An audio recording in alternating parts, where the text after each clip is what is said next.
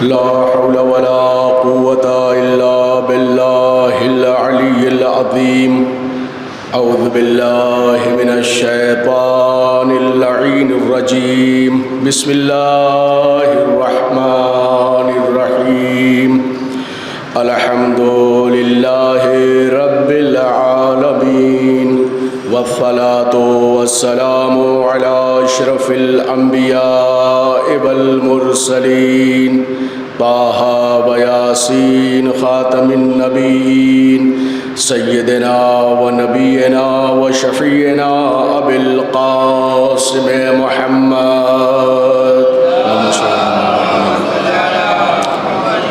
وعلى آل بيته الطيبين الطاهرين المعصومين المظلومين ولعنة الله على أعدائهم أجمعين أما بعد فقد قال الله تعالى في القرآن المجيد بسم الله الرحمن الرحيم والتين والزيتون وطور سينين وهذا البلد الأمين لقد خلقنا الإنسان في أحسن تقويم ثم رددناه أسفل سافلين صلوات الرحمن.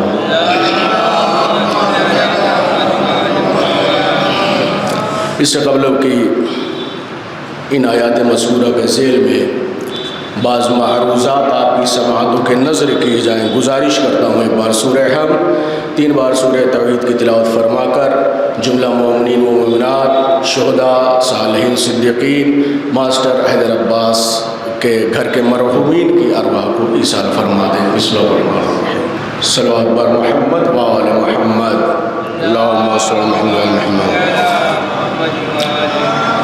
بزرگان محترم، صاحبان ایمان و عرفان، یہ مجلس برائے ایصال ثواب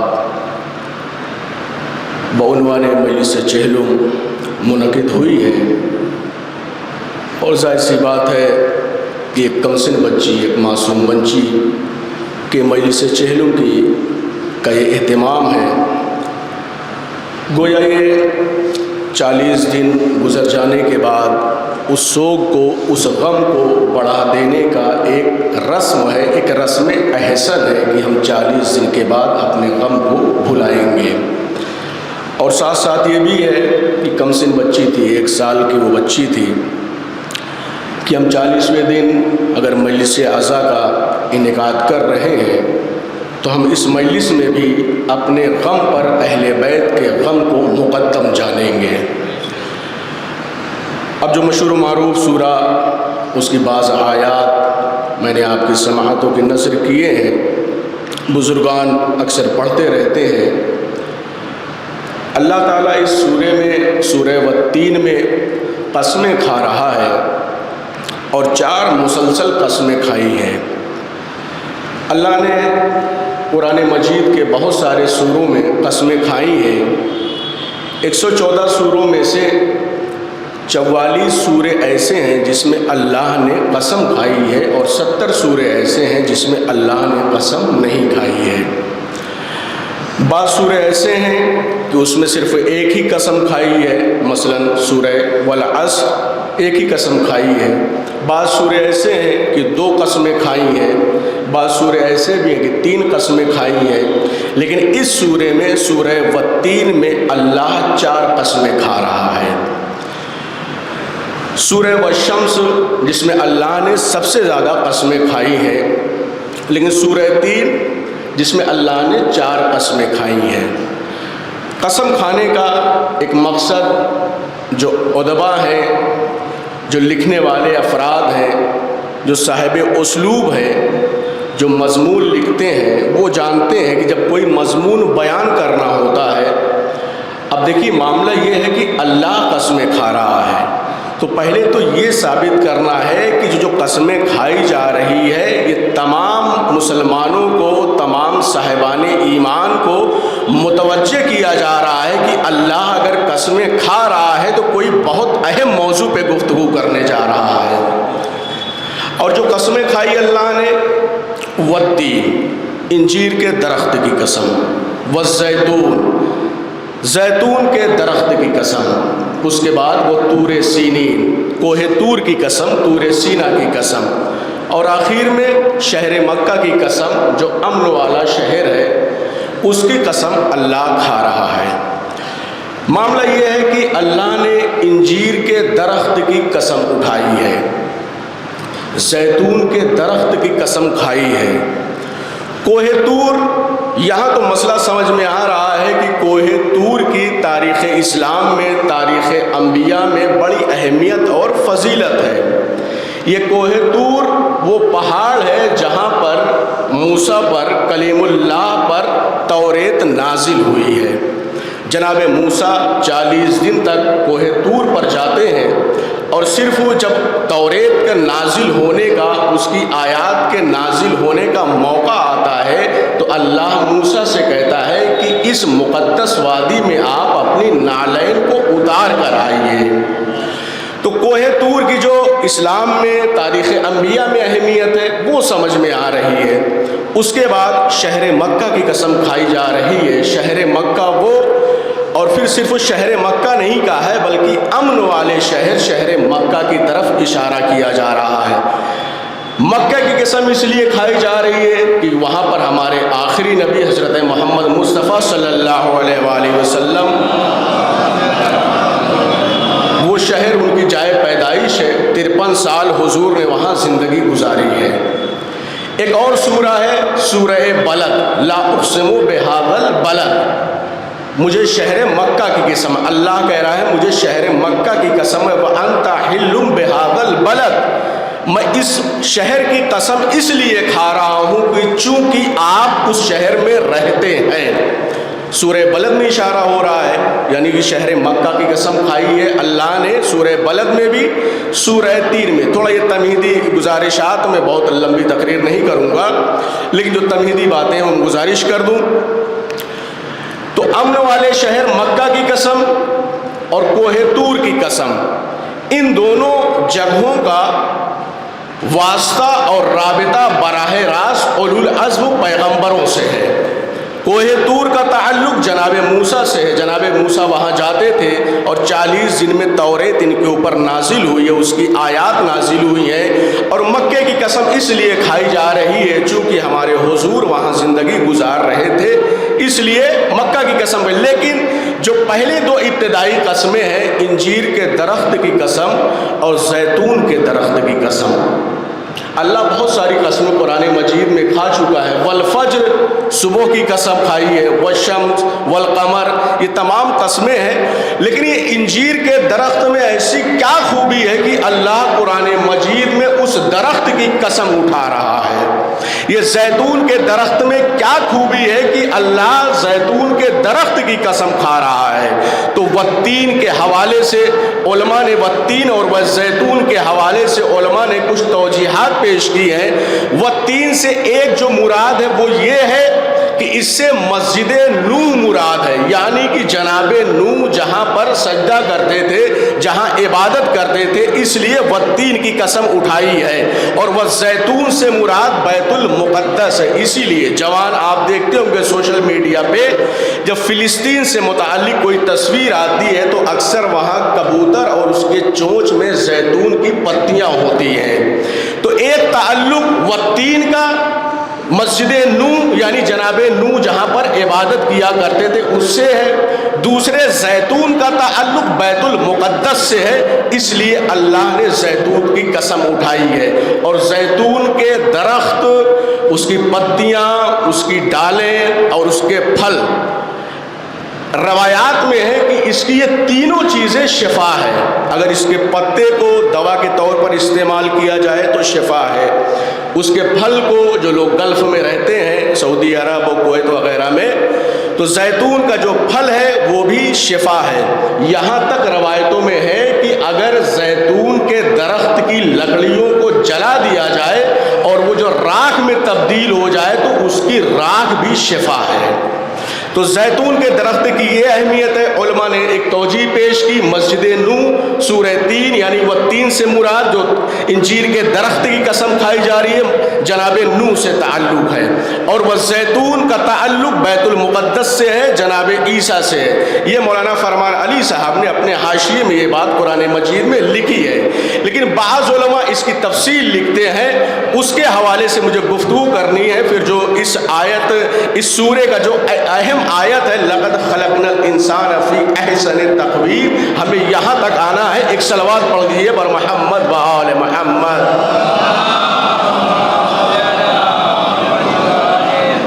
اللہ نے انجیر کے درخت کی قسم اس لیے اٹھائی ہے۔ اب دوسری توجیہ سنیں کہ جناب آدم و حوا جنت میں جب تخلیق پا گئے تو اب ان کے بدن پہ ابھی لباس نہیں ہے، اور جب ان دونوں حضرات کو احساس برہنگی ہوا تو ان لوگوں نے ستر پوشی کے لیے اپنے جسم کو چھپانے کے لیے اکناف و اطراف میں دیکھا، اور ان کی نگاہ انتخاب انجیر کے درخت کے پتوں پر جا کر رک گئی۔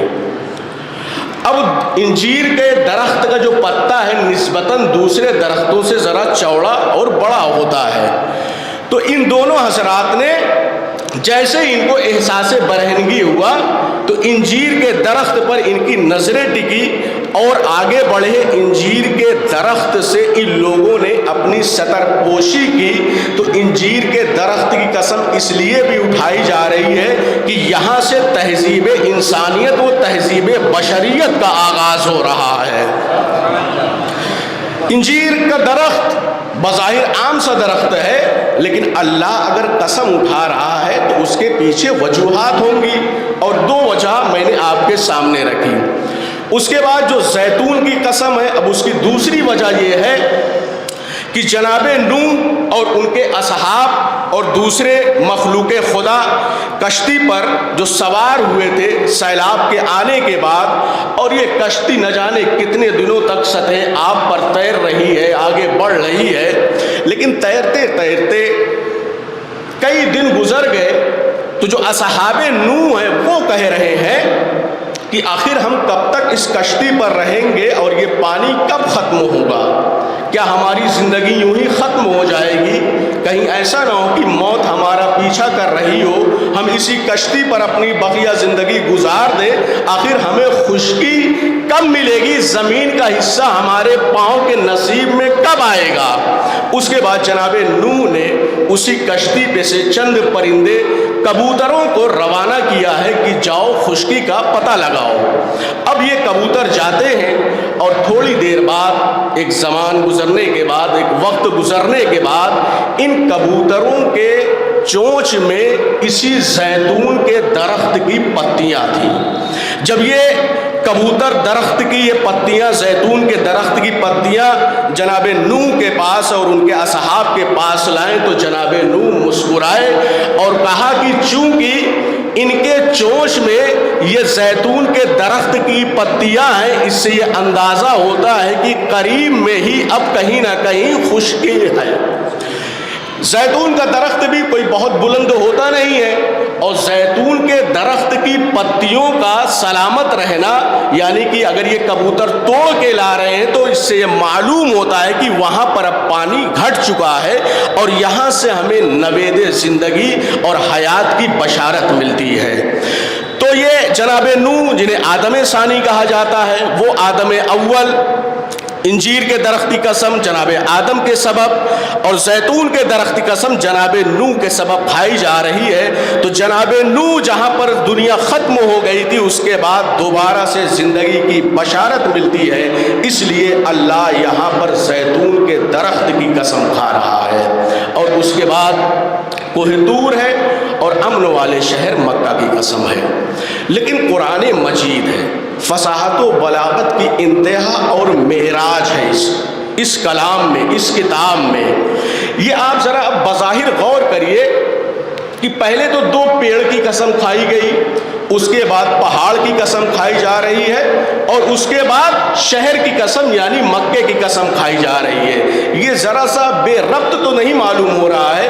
اگر قسمیں کھانی تھی تو 4 درخت کی قسم کھا لیتا، اگر قسمیں کھانی تھی تو چاروں پہاڑ کی قسم کھا لیتا، 4 الگ الگ پہاڑوں کی، اگر قسمیں کھانی تھی تو 4 اور شہروں کی قسم کھا لیتا۔ بظاہر جو ہے اس میں ربط نہیں معلوم ہو رہا ہے کہ ایک طرف پیڑوں کی قسم ہے، پھر پہاڑ کی قسم ہے، پھر شہر کی قسم، مکے کی قسم کھائی جا رہی ہے۔ حالانکہ قرآن مجید معجزہ ہے فصاحت و بلاغت کا۔ قرآن مجید آج کے زمانے میں اگر جو یوتھ ہیں، جو جوان ہیں، بہت سارے ایپس ہیں قرآن مجید میں، کتنے سورے ہیں، کب نازل ہوئے، کتنے لفظ ہیں، کہاں پر کون سا لفظ استعمال ہوا ہے، تمام چیزیں اب ایپ کے ذریعے معلوم کی جا سکتی ہے۔ وہ قرآن مجید جس میں الیوم کا لفظ، یوم مانے دن، 365 دفعہ استعمال ہوا ہے۔ دن کتنے ہوتے ہیں؟ 365۔ قرآن مجید میں یوم کا لفظ 365 دفعہ استعمال ہوا ہے۔ آج کے زمانے میں ایپ کے ذریعے یہ چیزیں بہت آسانی سے معلوم کی جا سکتی ہے۔ وہ قرآن مجید جس میں ساعت کا لفظ، ساعت مانے گھنٹہ، 24 دفعہ استعمال ہوا ہے۔ 24 گھنٹے دن رات میں ہوتے ہیں۔ وہ قرآن مجید جس میں شہر کا لفظ یعنی مہینے کے معنی میں، شہر اللہ، اللہ کا مہینہ، یہ لفظ قرآن مجید میں 12 دفعہ استعمال ہوا ہے، اور مہینے کتنے ہیں؟ 12۔ اور یہاں تک کہ قرآن مجید میں موت کا لفظ جتنی دفعہ آیا ہے اتنی ہی دفعہ حیات کا بھی لفظ آیا ہوا ہے۔ تو یہ سب چیزیں تو حسن اتفاق ہے نہیں کہ یوں ہی ٹکراتی جا رہی ہیں۔ اس کا مطلب اس کا خالق کوئی عام انسان نہیں ہے، وہ ہے جو دنیا کا خالق ہے۔ یہ تمام چیزیں اتفاق سے تھوڑی کہ حیات جتنی دفعہ استعمال ہوا اتنی دفعہ موت بھی استعمال ہوا ہے۔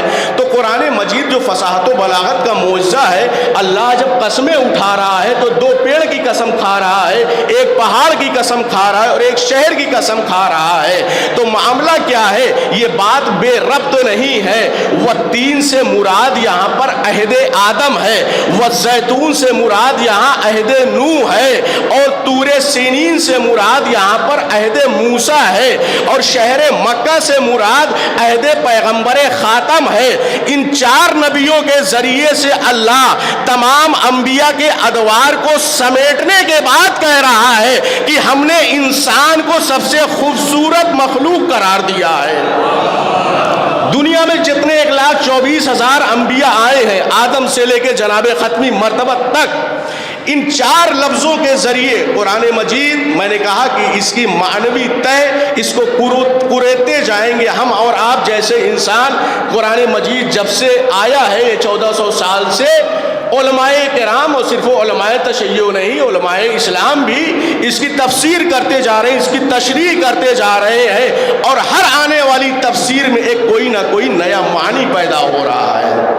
تو ہم اور آپ عام انسان قرآن کو پڑھتے جائیں، اس میں سے معنوی تہ برآمد ہوتی جائے گی۔ تو قرآن نے اگر 2 پیڑ کی قسم کھائی ہے، کوہ طور کی قسم کھائی ہے، شہر مکہ کی قسم کھائی ہے، تو یوں ہی نہیں کھائی ہے، بلکہ اس سے انبیاء کے ادوار کو سمیٹنے کے بعد اللہ کہہ رہا ہے لَقَدْ خَلَقْنَا الْإِنسَانَ فِي أَحْسَنِ تَقْوِيمٍ، ہم نے انسان کو سب سے خوبصورت مخلوق قرار دیا ہے، سب سے بہترین ڈھنگ سے ہم نے انسان کو خلق کیا ہے۔ اس کے فوراً بعد ہی کہہ رہا ہے ثُمَّ رَدَدْنَاهُ أَسْفَلَ سَافِلِينَ، اور ہم نے اس کو پست سے پست حالت میں پلٹا دیا ہے۔ یہاں مراد بڑھاپا بھی ہے۔ لیکن اب ہم آتے ہیں اس آیت پر جو انسانوں کے لیے اللہ نے تحریر کی ہے، اتاری کہ ہم نے انسان کو بہترین مخلوق قرار دیا ہے۔ اب انسان کے ظاہری اعتبار سے انسان کو اگر دیکھا جائے، انسان بھی آیات الہی میں سے ہے، اللہ کی نشانیوں میں سے ہے۔ انسان خود اپنے اوپر غور کرے تو اللہ کی معرفت میں اضافہ ہوتا جاتا ہے۔ اس لیے وہ حدیث کا فقرہ ہے من عرف نفسہ فقد عرف ربہ، کہ جو انسان اپنے نفس کو پہچان لیتا ہے وہ اللہ کو پہچان لیتا ہے۔ تو یہ جو حضرت انسان یہ خود اللہ کی نشانیوں میں سے ہے۔ اب حسن کی بات آئی کہ ہم نے اس کو بطریقہ احسن خلق فرمایا ہے، تو انسان کا جو ظاہری صورت ہے، انسان کا جو ظاہری پیکر ہے، اللہ کہہ رہا ہے یہ اپنے آپ میں پرفیکٹ ہے، اس میں کوئی عیب اور نقص نہیں نکالا جا سکتا۔ آج کے زمانے کے اسٹوڈنٹ اور طلباء انسان کی باڈی سے متعلق سائنس میں پڑھتے رہتے ہیں، اور آپ یہ جانیے آج کے زمانے میں اس وقت پورے کرۂ ارض پر اس دنیا میں 800 کروڑ افراد موجود ہیں۔ جو اعداد و شمار ہے پوری دنیا کے 8 ارب انسان اس زمین پر موجود ہیں۔ آپ متوجہ رہیے کہ 8 ارب انسان، 800 کروڑ انسان اس زمین پر موجود ہیں، لیکن اللہ نے انسانوں کو ایسے خلق فرمایا ہے کہ 800 کروڑ انسان میں سے کسی ایک انسان کا انگوٹھا بھی دوسرے انسان سے میل نہیں کھا سکتا۔ 800 کروڑ انسان اس کائنات میں جو ابھی پریزنٹ ٹائم میں ہے، اور جناب آدم سے لے کے جو 7-8 ہزار سال کی تاریخ انبیاء ہے، کتنے ارب انسان آئے اور گئے، اور یہ خال جو انگوٹھا آپ دیتے ہیں، فنگر پرنٹ دیتے ہیں، یہ ایک انسان کا انگوٹھا دوسرے سے میچ نہیں کر سکتا۔ آپ توجہ کریں کہ انسان کو اگر اللہ نے احسن طریقے سے خلق کیا ہے تو انسان اپنے اوپر غور کرے کہ ہمیں اللہ نے کتنا پرفیکٹ پیدا کیا ہے، کتنا کمپلیٹ ہمیں بنایا ہے اللہ نے۔ اور ساتھ ہی ساتھ یہ انگوٹھا انسان کا اگر جل جائے تو دوبارہ سے جب اس پہ کھال آتی ہے تو وہی نقش ابھرے گا جو پہلے آپ کے انگوٹھے میں موجود تھا۔ تو اللہ نے انسان کو خلق کیا ہے تو انسان اپنے اوپر غور کرے۔ یہ میں ظاہری حسن کی بات کر رہا ہوں کہ آنکھوں کے ڈھیلوں کو کس ترتیب سے رکھا ہے، پیشانی کو کتنی کشادگی دینی ہے، ناک کو کیسے رکھنا ہے، ہونٹوں کو کیسے سجانا ہے، ابرو، پلکیں، یہ تمام چیزیں غور کریں انسان کی کتنی باریکی سے انسان کے ظاہری حسن کو سجایا گیا ہے۔ یہ ظاہری بات ہو گئی، میں بات کو آگے بڑھا رہا ہوں، لیکن اب اس آیت میں دیکھیے قرآن مجید کی جتنی بھی آیتیں ہیں سب کا ایک ظاہری معنی ہے، ایک باطنی معنی ہے، اور چھٹے امام کی اس حوالے سے روایت بھی ہے کہ قرآن کی آیات کی جو ظاہر ہے اس کا ایک ظاہر ہے معنوی اعتبار سے، اور جو باطن ہے اس کا ایک باطن معنی بھی ہے۔ تو اب یہ ظاہری اعتبار سے ہو گیا کہ انسان بہت خوبصورت ہے، اس میں کوئی شک نہیں ہے، لیکن اب یہاں پر جو آیت ہے یہاں صرف ظاہری حسن کی بات نہیں ہو رہی، بلکہ انسان کے اندر جو جوہر چھپا ہوا ہے، انسان کے اندر جو شعور ہے، جو وجدان ہے، جو ذکاوت ہے، جو ذہانت ہے انسان کی، یہاں پر اس آیت میں اس کا بھی ذکر ہو رہا ہے پس پردہ۔ اس کرۂ ارض پر اتنی ساری مخلوقات ہیں، سب کچھ اللہ کی بنائی ہوئی ہے، اور موٹے طور پہ جب ان کو تقسیم کیا جاتا ہے، روایتوں میں بھی اور دنیا والوں نے بھی جب اللہ کی مخلوقات کو تقسیم کیا، ان کے خانے بنائے گئے تو ان کو 4 حصوں میں بانٹ دیا گیا ہے۔ ایک حصہ جمادات کا ہے، دوسرا حصہ نباتات کا ہے، تیسرا حصہ حیوانات کا ہے، اور چوتھا حصہ ہم سب آپ انسانات کا ہے۔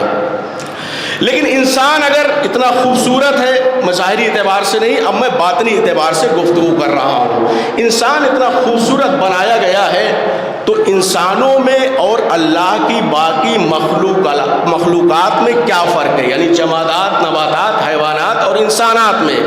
اب ہم جب ان تمام مخلوقات کو دیکھتے ہیں تو بعض چیزیں ہمیں مشترک نظر آتی ہیں۔ مثلاً جمادات یعنی پہاڑ، سونا، لوہا، چاندی، جو بھی سالڈ چیزیں ہیں، سخت اور ٹھوس چیزیں ہیں، یہ تمام جمادات میں آتی ہیں۔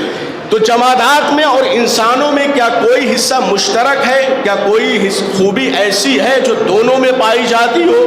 جی ہاں، جمادات بھی ایک جسم رکھتے ہیں، ایک پیکر رکھتے ہیں، اور انسان بھی ایک جسم رکھتا ہے، ایک پیکر رکھتا ہے۔ تو اس لحاظ سے تو انسان اشرف المخلوقات نہیں کہلائے گا۔ جمادات بھی جسم رکھتے ہیں، انسان بھی جسم رکھتا ہے۔ اس کے بعد آپ آئیے نباتات کی طرف۔ نباتات یہی پیڑ پودے، گلشن، پھول، کیاری، ان میں بھی اور انسانوں میں ایک خوبی ایسی ہے جو مشترک ہے، کامن ہے، دونوں میں پائی جاتی ہے کہ یعنی درختوں میں بھی نشو نما ہے اور انسانوں میں بھی نشو نما ہے۔ درختوں میں بھی قوت اور صلاحیت پائی جاتی ہے گروتھ کی، بڑھنے کی، اور انسانوں میں بھی صلاحیت پائی جاتی ہے بڑھنے کی، ان کا قد بڑھتا جاتا ہے۔ تو یعنی کہ انسان اس بنیاد پر اشرف المخلوقات نہیں قرار پائے گا، نشو و نما پیڑوں میں بھی ہے، درختوں میں بھی ہے اور انسانوں میں بھی ہے۔ اس کے بعد آپ آ جائیے حیوانات کی طرف۔ حیوانات میں بھی سمجھداری ہے، احساس ہے، یعنی وہ بھی چیزوں کو محسوس کرتے ہیں، اور انسانوں میں بھی حس پائی جاتی ہے، بلکہ بعض حس اور بعض سینسز ایسے ہیں کہ جو انسانوں سے زیادہ جانوروں میں پائی جاتی ہے۔ قوت شامہ، سونگھنے کی طاقت، آپ سب جانتے ہیں کہ انسانوں سے زیادہ طاقتیں جانوروں میں پائی جاتی ہیں سونگھنے کی۔ ابھی میں ایک وائلڈ لائف ویڈیو دیکھ رہا تھا، تو اس میں بھیڑیے پہ وہ پوری وائلڈ لائف سٹوری تھی، اس میں بتایا گیا کہ بھیڑیے کی سونگھنے کی طاقت انسانوں سے 40 گنا زیادہ ہے۔ قوت شامہ آپ جانتے ہیں کہ حیوانات میں بہت زیادہ پائی جاتی ہے۔ قوت سامعہ، سننے کی طاقت انسانوں سے زیادہ جانوروں میں پائی جاتی ہے، اور اسی لیے جب بعض طوفان اور سونامی جیسے طوفان اور زلزلے آتے ہیں تو جانور اس کو پہلے سے محسوس کر لیتے ہیں اور بھاگنا شروع کرتے ہیں۔ یعنی جو حس ہے، جو سینسز ہیں، جانوروں میں انسانوں سے زیادہ پائے جاتے ہیں۔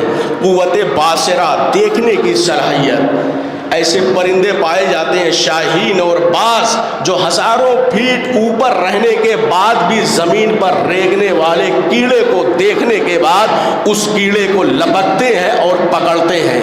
تو معلوم ہوا کہ یہ جتنے سینسز ہیں، جو صلاحیتیں ہیں جس سے ہم محسوس کرتے ہیں چیزوں کو، انسانوں سے زیادہ جانوروں میں پائی جاتی ہے۔ اور صرف وہ جانور محسوسات کے ہی نہیں، بلکہ اگر علم کے معنی میں لیا جائے، اگر علم کو کہا جائے جاننے کے، تو جانور بھی چیزوں کو جانتے ہیں اور پہچانتے ہیں۔ جیسے ان کی غذا کیا ہے وہ جانتے ہیں، جیسے ان کا اپنا بچہ کون ہے وہ جانتے ہیں، جیسے ان کا دشمن کون ہے اس کو پہچانتے ہیں، اپنے علاقے کو جانتے ہیں، اپنے آب و ہوا کو جانتے ہیں۔ تو اگر انسان صرف وہ جاننے والا بن جائے کہ دنیا میں کتنی آبادی ہے، کتنے ملک ہیں، تو یہ جو ہے یہ انسان حیوانوں سے افضل قرار نہیں پائے گا، کیونکہ جانور بھی جانتے ہیں دشمن کون ہے، اس کی غذا کیا ہے، اس کے بچے کیا ہیں۔ تو صرف جاننے سے انسان افضل نہیں ہو جائے گا۔ پھر دوسری ایک جو قوت ہے وہ عمل کی قوت ہے۔ تو جانوروں میں بھی عمل کی قوت ہے، وہ بھی دن رات ادھر سے ادھر بھاگتے رہتے ہیں،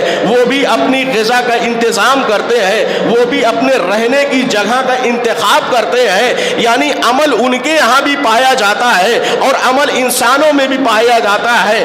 علم یعنی جاننا حیوانوں میں بھی ہوتا ہے، انسانوں میں بھی ہوتا ہے۔ پھر یہ انسان افضل المخلوقات کیوں ہے، انسان اشرف المخلوقات کیوں ہے؟ چونکہ انسان کے اندر شعور اور سمجھداری ہے، اور یہ شعور اور سمجھداری صرف اپنے کو پہچاننا نہیں ہے، بلکہ اسی شعور اور سمجھداری کے بعد ایک چیز آتی ہے فرض شناسی کی۔ انسان میں جو یہ فرض شناسی کا جذبہ ہے، انسان دنیا کی تمام مخلوقات سے افضل ہو جایا کرتا ہے۔ ایک صلوات پڑھیے بر محمد و آل محمد۔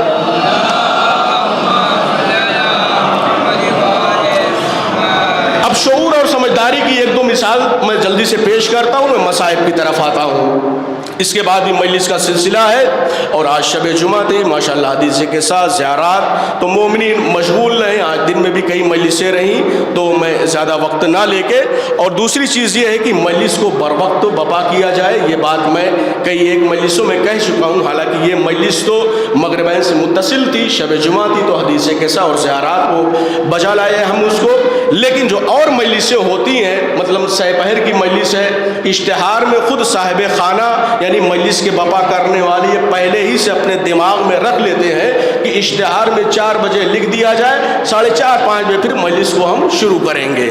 ایسا نہ کریے، اپنے کو منظم کریے، مجلسوں کو بر وقت کریے۔ جب ساری مجلسیں وقت پر ہونے لگیں گی تو مومنین بھی وقت پر آنے لگیں گے۔ ایک صلوات پڑھیے بر محمد و آل محمد۔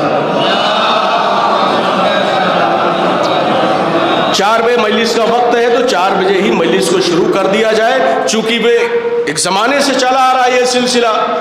خود صاحب خانہ اور جو مجلس میں شرکت کرنے والے افراد ہیں تو آدھے گھنٹے کا مارجن وہ پہلے سے رکھ لیتے ہیں کہ 4 بجے کا اعلان ہے تو 4:30 بجے مجلسوں کی نہیں، مجلسوں کو بر وقت کریے، جتنے بجے اشتہار میں وقت تو آپ لکھیے اسی وقت پر مجلسوں کو شروع کریے۔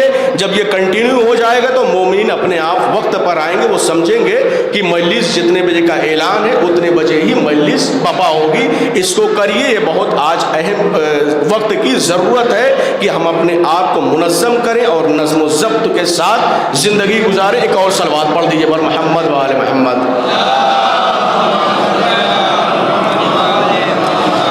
انسان کے اندر جو یہ فرض شناسی ہے، جو احساس ذمہ داری ہے، دنیا کی کسی بھی مخلوق میں یہ چیز نہیں پائی جاتی ہے۔ مثلا سچ بولنا بہت اچھی صفت ہے، اور جو جھوٹ بولتا ہے گناہ کبیرہ ہے، اس کے لیے سزا ہے۔ جھوٹ کی مذمت ہے، قرآن مجید میں ہے، روایات میں ہے، احادیث میں ہے، اور سچ بولنے والے صادق کہلاتے ہیں، ان کی بڑی فضیلتیں ہیں۔ لیکن ایک شخص کسی غریب کو، کسی مظلوم کو تلوار لیے ہوئے یا آج کے زمانے کے حساب سے آج کے زمانے کا کوئی اسلحہ لیے ہوئے دوڑائے ہوئے ہے اس ارادے سے کہ میں اس کو قتل کر دوں گا، اور وہ بھاگا ہوا شخص، وہ مظلوم شخص، وہ غریب شخص ہمارے سامنے سے گزرتا ہے اور ہمارے سامنے کہیں جا کے چھپ جاتا ہے، ہم وہاں پر دیکھ لیتے ہیں کہ وہ بھاگا ہوا شخص اس جگہ آ کر چھپ گیا ہے۔ اب وہ شخص جو پیچھے پیچھے دوڑ رہا تھا ہتھیار لیے ہوئے، اسلحہ لیے ہوئے، وہ آ کے ہم سے کہتا ہے بتائیے وہ شخص کہاں گیا، کس طرف گیا یا کہاں چھپا ہے؟ اب بتائیے یہاں پر انسان سچ بولے گا یا جھوٹ بولے گا؟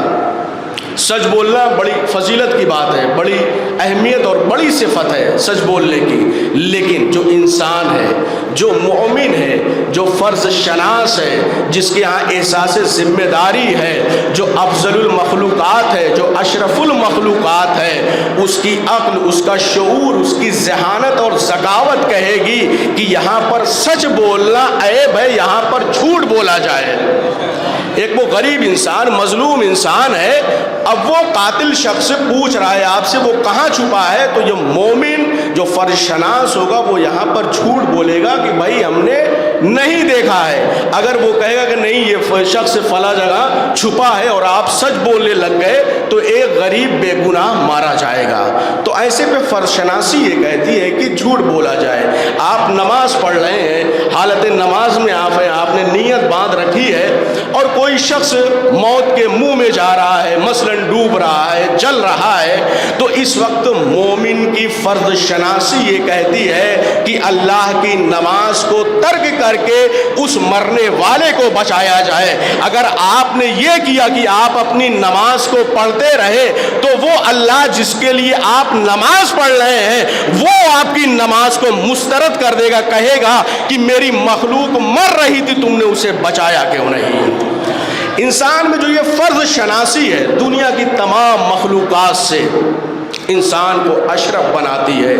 انسان ظاہری اعتبار سے بھی، حسن و جمال کے اعتبار سے، جو اس کی ساخت ہے، جو اس کا پیکر ہے، جو اس کا اسٹرکچر ہے، یہ اپنے آپ میں لاجواب ہے۔ کوئی اس انسان کی مثال نہیں لا سکتا۔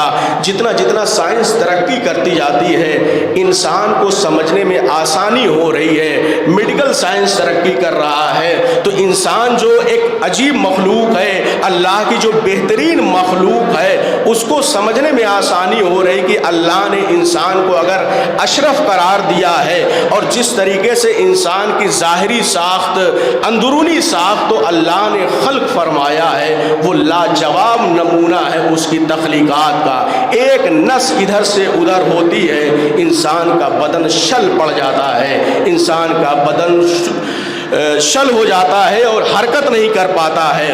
اس لیے اللہ نے انسانوں کو متوجہ کرنا چاہے کہ خود اپنے آپ پر غور کرو کہ جو میری یہ تخلیق ہے، جو یہ میرا شاہکار ہے انسان، یہ اپنے آپ پہ غور کرے اور معرفت توحید میں اضافہ ہوتا جائے گا۔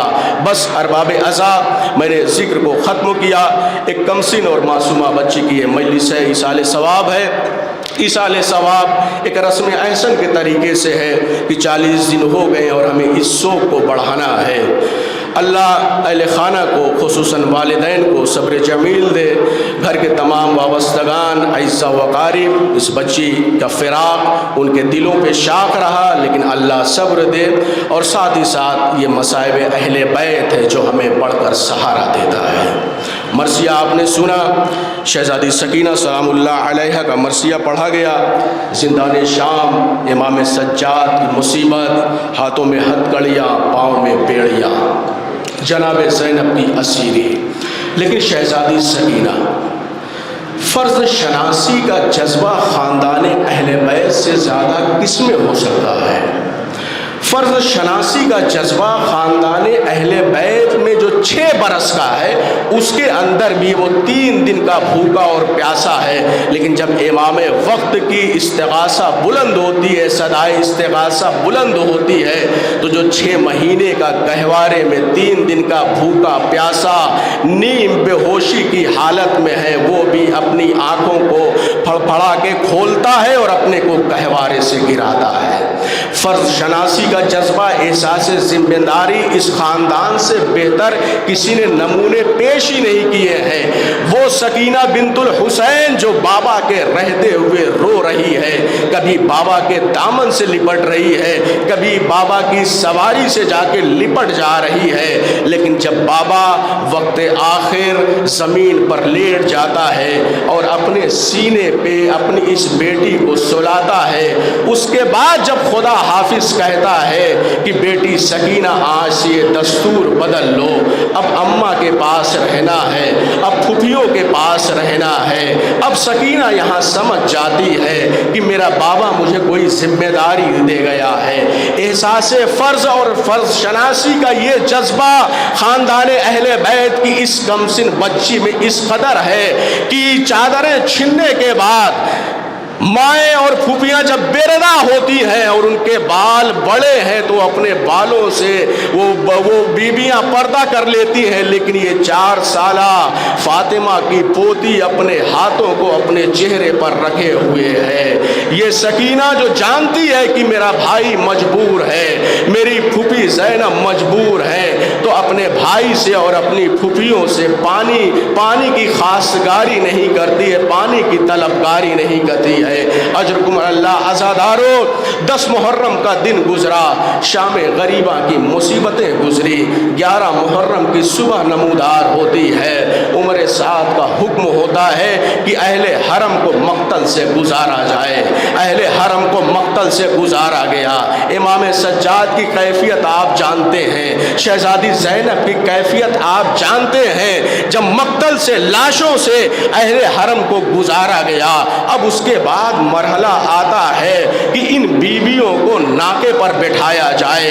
شمر ملعون آگے بڑھتا ہے، جناب سکینہ کو اپنے قریب لیتا ہے اور کہتا ہے کہ اس بچی کو الگ سے ناکے پر باندھ دیا جائے۔ زینب نے جب یہ سنا، بی بی کہتی ہے کہ اے ملعون، یہ بچی مدینے سے کربلا جب ہمارے ساتھ آئی تھی نا، تو یہ محمل میں اماری میں بھی تنہا نہیں بیٹھی تھی، یہ اپنی ماں کے ساتھ، یہ اپنی پھوپھیوں کے ساتھ بیٹھ کر آئی ہے۔ اس بچی پر یہ ظلم نہ کرو، اس بچی کو ناکے کی پشت پر تنہا مت بٹھاؤ۔ ارے عزادارو، صرف ناکے کی پشت پر اس ملعون نے شہزادی سکینہ کو بٹھایا نہیں ہے، بلکہ شہزادی کو رسیوں سے جکڑ کے ناکے کی پشت پر باندھ دیا گیا ہے۔ عابد ہے جو مجبور ہے، ہاتھوں میں ہتھکڑیاں ہے۔ اب جب یہ قافلہ آگے بڑھتا ہے، راستوں سے گزرتا ہے، ویرانوں سے، صحراؤں سے گزرتا ہے کہ شاید رات کا کہیں سناٹا رہا ہو اور یہ بچی ناکے کی پشت سے گر جاتی ہے، قافلہ رک جاتا ہے۔ قافلے کے لوگوں کو یہ خبر نہیں ہے کہ سکینہ ناکے سے گر گئی ہے، لیکن وہ جو نیزے پر حسین کا سر ہے وہ شقی کے ہاتھ سے چھوٹتا ہے، زمین میں گڑ جاتا ہے۔ شمر ملعون پوچھتا ہے قافلہ کیوں رکا ہے؟ بتایا گیا کہ حسین کا سر جس نیزے پر ہے وہ نیزہ زمین میں پیوست ہو گیا ہے۔ شمر ملعون ملعون سر امام حسین کے قریب نہیں جاتا ہے بلکہ تازیانے کو لہراتا ہوا امام سجاد کے پاس آتا ہے۔ ملعون کہتا ہے اے علی ابن الحسین اپنے بابا سے کہو آگے بڑھے، اے علی ابن الحسین اپنے بابا سے کہو قافلے کو آگے بڑھائے۔ امام سجاد تڑپ جاتے ہیں، کہتے ہیں بابا آپ کا یہ بیمار بیٹا تازیانے کھا رہا ہے، بابا آپ کیوں رک گئے ہیں؟ سر حسین سجاد سے کہتا ہے اے سجاد ارے میری گود کی بالی سکینہ ناکے سے گر گئی ہے۔ بس یہ سننا تھا کہ زینب و ام کلثوم بے قرار ہوتی ہیں، اضطراب میں آتی ہے۔ یہ دونوں بیویاں تفوس کرتے ہوئے تلاش کرتے ہوئے اس صحرا سے گزرتی ہیں۔ تھوڑی دور جانے کے بعد کیا منظر دیکھتی ہیں کہ سکینہ کو ایک معظمہ اپنی گود میں بٹھائے ہوئے ہے اور سکینہ اس گود میں آرام کر رہی ہے۔ زینب جیسے ہی اس معظمہ کے قریب پہنچتی ہے کہتی ہے کہ اے معظمہ یہ بی بی میری بھتیجی سکینہ اپنے بابا کے بعد سوئی نہیں ہے، تم نے لوریوں میں اسے کیا سنایا کہ میری بچی سو گئی ہے اور اس بچی پہ کسی نے رحم نہیں کیا، کسی نے تازیانہ مارا، کسی نے تماچا مارا ہے۔ اے بی بی تمہاری گود میں یہ میری بچی کیسے سو گئی ہے؟ بس یہ سننا تھا۔ اس معظمہ نے چہرے سے نقاب ہٹائی، کہا اے زینب ارے کس بی بی کا شکریہ ادا کر رہی ہو؟ ارے میں ماں تمہاری فاطمہ زہرا، اے زینب میں تمہارے قافلے کے پیچھے پیچھے ہوں۔ حسین کی یہ بیٹی مصیبتیں سہتی ہوئی، تماچے کھاتی ہوئی، تازیانوں کی اذیت برداشت کرتے ہوئی زندان شام تک آ جاتی ہے۔ زندان شام میں اس بی بی کی عجب حالت ہے، عجب قسم پرسی ہے، عجب بے چینی ہے، عجب بے قراری ہے۔ سکینہ کو نیند نہیں آ رہی ہے اور بس ایک ہی خواہش ہے کہ پھوپھی اماں میرے بابا کو بلا دو، پھوپھی اماں میرے بابا کو بلا دو۔ سکینہ کی یہ فرمائش آخر زینب کیسے پوری کرے؟ زندان شام میں کوہرام ہے، بیویاں رو رہی ہیں، یزید ملعون تک خبر پہنچتی ہے کہ زندان میں جو بچی ہے وہ رو رہی ہے، اپنے بابا کے سر کا مطالبہ کر رہی ہے۔ جیسے ہی یہ بات معلوم ہوتی ہے سپاہیوں کے ذریعے سر حسین زندان شام میں آتا ہے۔ سکینہ اس سر کو لے کر رونا شروع کرتی ہے لیکن روتے روتے اس بچی کی آواز خاموش ہو جاتی ہے، بچی اس دنیا سے رخصت ہو جاتی ہے۔ ارے زینب و سجاد تڑپ جاتے ہیں عالم غربت میں۔ زندان شام میں آخر اس سکینہ کو دفن کرنا ہے۔ اب اس کے بعد جو دفن کا مرحلہ آیا ہے، ہاتھوں میں ہتکڑیاں ہے، پاؤں میں بیڑیاں ہے، سجاد ہاتھوں پہ اپنی بہن کا جنازہ اٹھائے ہوئے ہے۔ ارے بالکل وہی منظر ہے جیسے مدینے میں علی نے فاطمہ کی میت کو قبر کے حوالے کیا تھا۔ قبر سے تو ہاتھ برآمد ہوئے تھے لیکن علی کے ہاتھ وہاں آزاد تھے، علی ابن الحسین کے ہاتھ یہاں بدے ہوئے ہیں۔ قبر سے تو ہاتھ برآمد ہوئے، لاؤ سجاد میری سکینہ کو میرے حوالے کر دو۔ ہائے میری بیٹی زندان میں گھٹ گھٹ کے مر گئی۔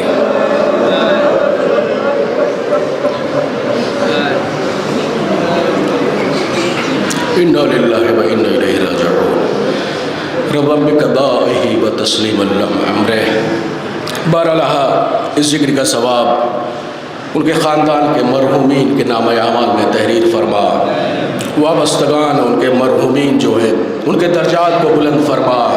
بہرحال ان کے خاندان کے مرحومین کو جوار معصومین علیہ السلام میں جگہ عنایت فرما۔ بہرحال جو مومنین شرکائے مجلس ہیں ان میں جو پریشان حال ہیں ان کی پریشانیوں کو دور فرما، جو بیمار ہیں انہیں عابد بیمار کے ذکر کے صدقے میں صحت کاملہ و عاجلہ عنایت فرما۔ بہرحال دنیا بھر میں مومنین کی حفاظت فرما۔ خصوصاً پارا چنار، سیریا، لبنان، یمن، غزہ کے مومنین و مسلمین کی حفاظت فرما۔ بہرحال دشمنان اہل بیت، دشمنان اسلام کو نیست نابود فرما۔ بہرحال مزارات مقدسہ کی حفاظت فرما، خصوصاً شہزادی زینب و شہزادی سکینہ کے روزوں کی حفاظت فرما۔ بہرحال زمانے کے امام کے ظہور میں تعجیل فرما، ہم سب کا شمار ان کے آوان و انثار میں فرما۔ ربنا تقبل منا انک انت السمیع العلیم۔ ماتم حسین۔